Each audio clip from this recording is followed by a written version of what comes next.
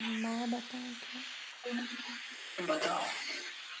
जो आदमी मतलब अपने हिसाब से जो अच्छा चीज़ है उसको हाँ, पाने बस में भी क्लियरली खुश नहीं आएगा हो फिर। और दुख मिलने में भी उसमें दुख नहीं हो, मतलब जो स्थिर बुद्धि, मतलब जिसका दिमाग एक ही कांस्टेंट एक ही चीज़ पे लगा रहे और जिसके मन में कंट्रोल हो हर चीज़ को लेके, जो ब्रह्म ज्ञान को मानता हो उसी को लेके चलता हो, वो इंसान वो इंसान लास्ट भगवान लास्ट का थोड़ा सा गलत हो गया। ब्रह्मवेता। संशय रहित। संशय। संशय मतलब डाउट, डाउटलेस। ओके। जैसे आज हमारे जीवन में हजारों क्वेश्चंस हैं। कौन भगवान, मैं कौन, ये क्या हो रहा है, क्यों मेरे को इतना दुख मिल रहा है, कर्म क्या होता है, कर्म है तो अभी क्यों नहीं फल मिल, ऐसे मतलब ये तो मैं दो चार हाईलाइट कर रहा हूँ, हजारों ऐसे क्वेश्चंस रहते हैं। तो मतलब जैसा चल रहा है वैसे ही चलने देना है और अपना नहीं, जो जैसा चल कर्म रहा है। कर्तव्य है वो करना है, और सारा मतलब सुख दुख जो है, जीतना हारना वाला चीज़, वो सब उनके ऊपर छोड़ के समभाव रखना है। संशय रहित होने का ये मतलब नहीं कि क्वेश्चन नहीं उठाना। हम कोई तानाशाह नहीं है कि यार तुमको बोला ना बस मान लो, ज्यादा क्वेश्चन मत, ऐसा नहीं। उसके क्वेश्चंस का समाधान हो जाता है, उसके जीवन में क्वेश्चन बचता नहीं है, सो संशय रहित हो जाता है। हम्म। संशय दबा हुआ नहीं कि बस बोले तो मान लो, नहीं। गुरु किस लिए होते हैं? सारे संशयों की निवृत्ति हो जाती है। मतलब पहले संशय निवृत्त नहीं करते हैं, पहले ज्ञान देते हैं।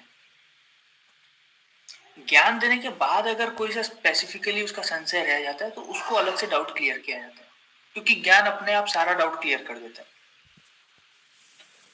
मतलब एक रस्सी पड़ा है, उसको सांप समझ रहे हैं, तो अब क्या करने से उसका दुख दूर होगा? लाइट जला के दिखा दोगे कि वो सांप नहीं है। अगर उसके बाद भी कोई डाउट बचता है तो वो डाउट पूछेगा। पर पहले आप बोलोगे नहीं वो रस्सी ऐसा दिखता है, सांप भी एक ऐसा होता है लंबा टाइप का, वो ऐसे दिखता है, ऐसे उसमें उस टाइम वो डाउट सॉल्व करने वाला काम नहीं, उस टाइम उसको ज्ञान दो। ज्ञान देते ही 99% प्रॉब्लम खत्म हो जाता है। उसके बाद कोई स्पेसिफिक डाउट जो रहता है वो भी गुरु द्वारा या फिर ज्ञान द्वारा क्लियर हो जाता है। तो ऐसा इंसान के अंदर संशय रहता ही नहीं है, संशय रहित। ब्रह्म वेत्ता, वेत्ता मतलब जानना। यो वेत्ति तत्वतः त्यक्त्वा देहम पुनर्जन्म नैति मामेति स्वर्ग। ये वर्ड को याद कर लो, वेत्ता मतलब जानना, वेत्ता वेत्ति ये सब जो होगा, तो ब्रह्म वेत्ता यानी उस ब्रह्म को जानने वाला, जो उस ब्रह्म को समझता है। ब्रह्म मतलब क्या है? हम लोग इतना बार ब्रह्म समझे हैं, आप लोग जानते हो सही से कि नहीं जानते हो? ब्रह्म मतलब जो हमारा अभी का जो कॉन्शियसनेस है इटरनल। वो। हाँ। इटरनल। जो हमारा कॉन्शियसनेस है अभी, उसमें बहुत सारे विकार हैं, काम क्रोध लोभ मोह मद मत्सर, बहुत सारे।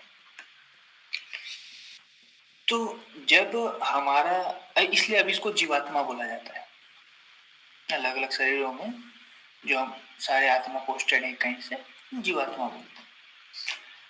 पर जैसे ही हमारा ज्ञान के द्वारा अज्ञान का नाश होता है, सारे विकार का नाश होता है,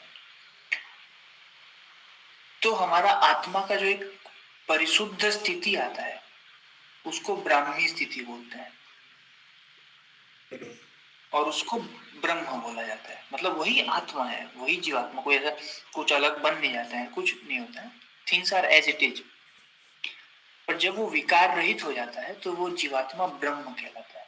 वो जो शुद्ध स्थिति होता है उसको बोलते हैं ब्रह्म। और ब्रह्म स्थिति यानी ब्राह्मी स्थिति को प्राप्त करके परम ब्रह्म की भक्ति करना ही जीवन का अंतिम लक्ष्य होना चाहिए। मतलब जो ज्ञान मार्ग और भक्ति मार्ग को अलग अलग हम डिफरेंशिएट करते हैं कि ज्ञान मार्ग वाले आत्मा परमात्मा ब्रह्म ज्ञान के बारे में बात करते हैं, भक्ति वाले भगवान भगवान के रूप गुण लीला का वर्णन करते हैं। तो ये दो नहीं होते। बढ़िया टॉपिक खुला बता रहा हूँ। जो भक्ति मार्ग के लोग होते हैं उनके अंदर स्वाभाविक सारा ज्ञान उत्पन्न होता है, स्फुरित होता है।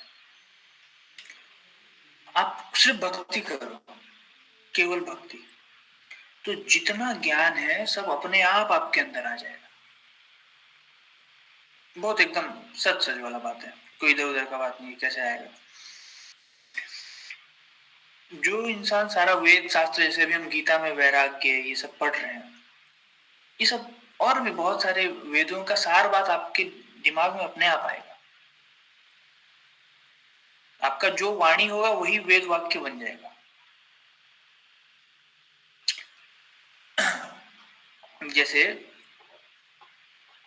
तत्वज्ञानी इंसान, बड़ा बड़ा भक्त लोग जो होते हैं, उनका खाना खाना भोग लगाने जैसा है, उनका सोना समाधि है, उनका चलना परिक्रमा है, उनका बैठना ही तपस्या है, ऐसा माना जाता है। तो उनका जो एक एक चीज रहता है वो साधना का परिकाष्ठा होता है, मतलब पराकाष्ठा, सॉरी, मतलब चरम स्थिति होता है।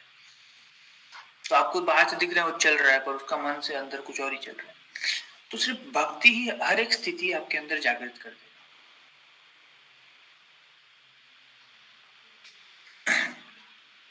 नाम जप का सीधा फल है एक साथ 3 चीजों में बढ़ोतरी। पहला, आराध्य के चरणों में प्रीति।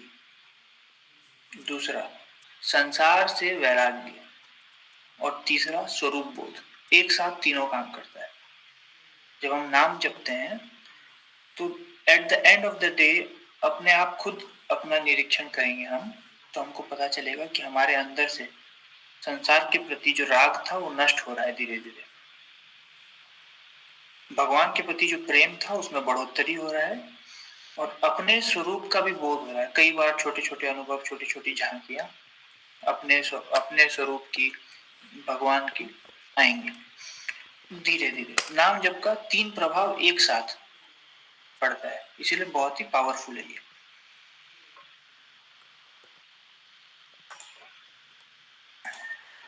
कहाँ गई दीदी?